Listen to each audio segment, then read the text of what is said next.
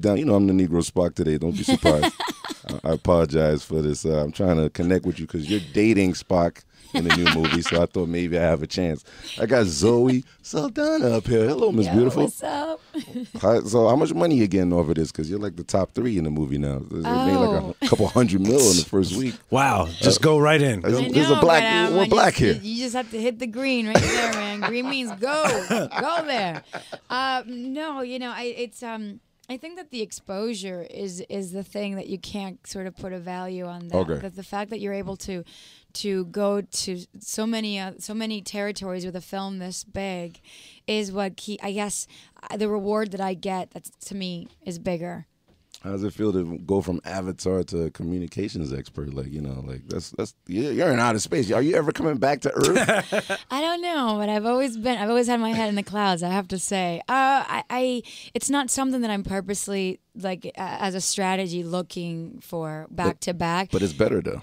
I think so. For some reason, you work with filmmakers that are capable of having infinite imaginations that are not set on conventional manual, rules.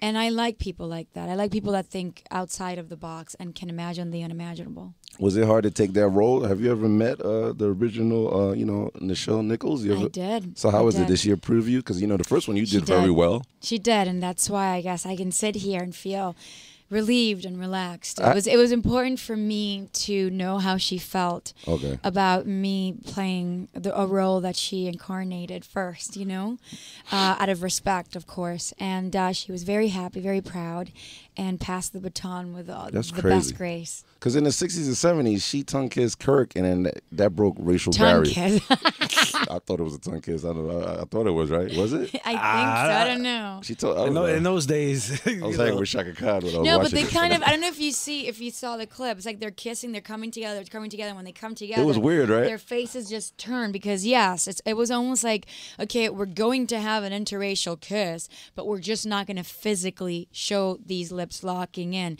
and that's something that kind of annoys me in films and on television, because we're becoming so censored when it comes to showing sensuality, not just not only between two people, like two people of the same race. It's just of anything, two women, two men, but we can show people shooting other people so much more. And give these films a PG-13 rating that your children can go watch, but you children can't see two people getting like hot and heavy. But back then, it broke a lot of racial barriers. It did. kind of like gave the black people hope during all that racist stuff going on during that period. I think the KKK was watching that shit. It was a very inspiring and bold move on the creators of Star Trek's behalf, and I do commend them for it, because what it did at that time was show people a possibility of what we can be if we remain open. But let's talk about your kiss when you kissed Spock, because in the 60s and 70s, Spock was fooling around with, McCoy's head nurse. So that really, like, you shocked us. Again, you didn't know that? No. I think she had a crush on him. I don't know if it was a full-on. They were kissing and going crazy in mad episodes. I saw every episode front and back. What? The head nurse, McCoy's head nurse. So this is. See, I'm trying to get to the bottom of this. What you are, the fact that you have dressed like a Vulcan today, it's not because you lost a bet. It's because you really are a Trekkie. I'm a Negro Spock. Well, what do you listen to real quick? Because, Eve just left here. Do you want me to get Eve, like, moisturizing on you? Or oh, my God. That word. What kind of songs? What kind of songs do you play on set? I listen to everything. I'm a huge... Like Bieber and stuff like that? Like, I'm 35. It would be weird if I was listening to Justin Bieber. Like, you know what, lady, get a life. I don't know. I like Eminem. I love Eve. I listen to Kid Cudi. The Weeknd, your Miguel. Cool points is out of control right now. Azalea Banks, because my mom's name is Azalea as well. So I gotta go change my pamper. Let's do a mix for her, and we'll beam out of here and come right back. Moisture. I love it. Oh shit. I don't care. So we singing crazy up here. I know. I have a 10-year-old niece, and she's the one that keeps us in tune with the music. Yeah, on the currency. You want me to play that for you? I'm gonna play that when you leave here. I have to play. That's Love that's the big record though. When it comes on, all the white people wiggle. Oh my! You know, I don't know what's going on out there. But other than that, let's get back into the movie real quick. Well, I have a quick important ahead. question to ask, because you see he is wearing a red Star Trek shirt. And is there any truth to the rumor that the guys wearing red get killed first?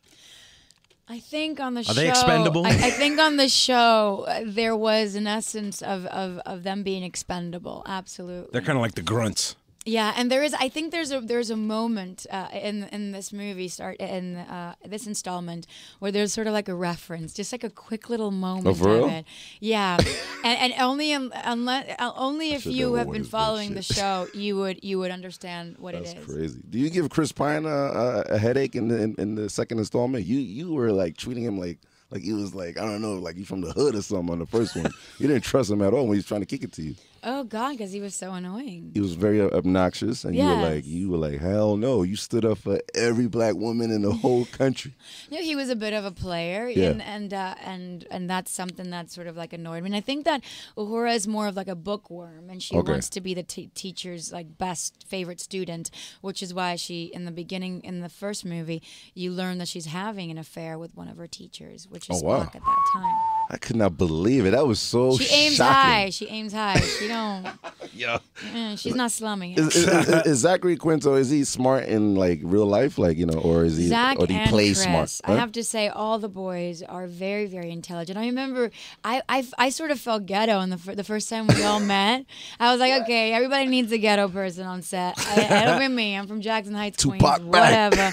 No, because they would all sit down like reading the Wall Street Journal and like doing the crossword puzzles of the New York newspapers, so that by Wednesday you can't do them. Wednesday, Thursday, Friday, forget it. And they were Zach would do up till Thursday or Friday. Are you serious? And then on this second installment on set, they were playing like words with Sudoku? friends. No, that's me. I'm more of a numbers person. God. But I couldn't keep up with them. They're wicked smart. Oh my God! But you know, Leonard Nimoy was a genius, though. Like that's why I brought it up. So I'm sure he played Spock perfect, though. Yeah. I know all of y'all had heart attacks when the first one came out, and then all the original cast had to come see you guys and then approve each and every one of y'all. We had a photo shoot before we started shooting the first movie with Leonard Nimoy. And even though I never saw the show, you know who Leonard Nimoy is. And I thought I was going to pass out. Get out of here. Every 30 minutes, I'm like, why am I sweating profusely? Get out of here. You had good deodorant that day? Yes, thank God. But I think it was the notion that I was standing next to such an iconic artist. Because besides being an actor, he was a musician. He was a photographer, wrote poetry. It's just, and he hosted In Search Of. Don't forget that. Yeah. I'm showing my You're age. geeking out, man. I love it. Benedict Cumberbatch. I mean, that name.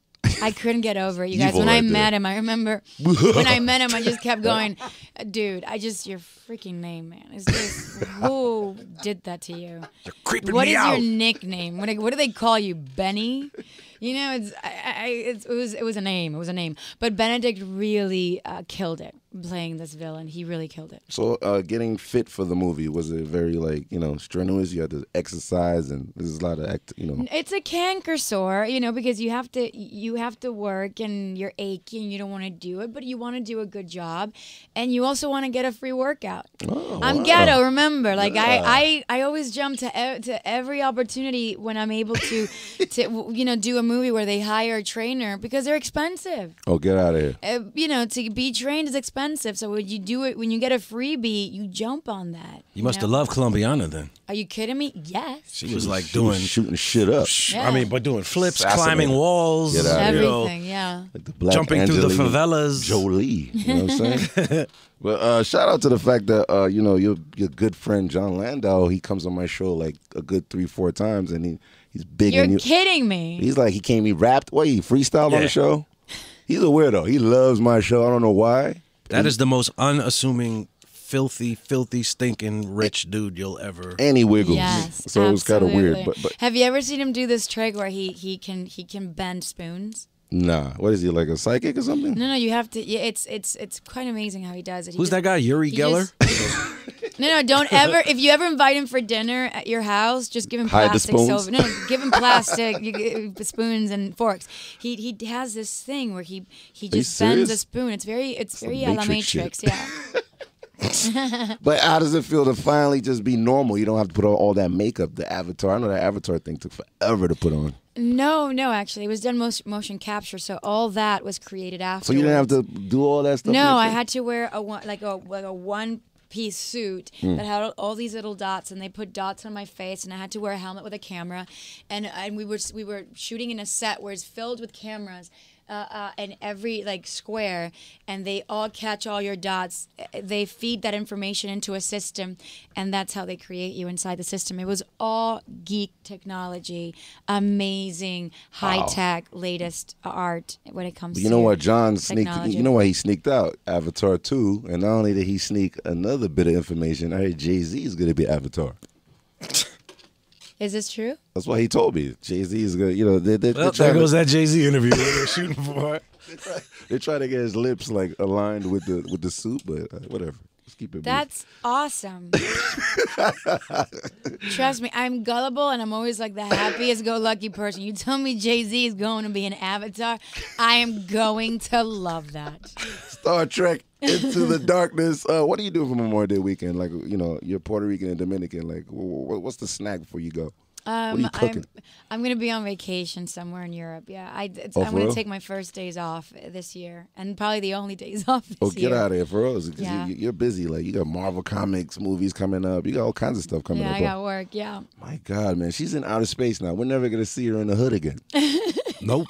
Never, ever, ever. But she claims Queens. Claims Yes, New York, so that's what's and up. trust me, even if I'm in New York just for a day or 2 days, I managed to hang out with my grandma and all of her girlfriends from the neighborhood, and we always either hit up Cipriani because she likes to go, for some risotto, or we go but you got it now that you have the ability to take your grandmother out. I'm not gonna take her to Grace Papaya. that would be wrong, you know.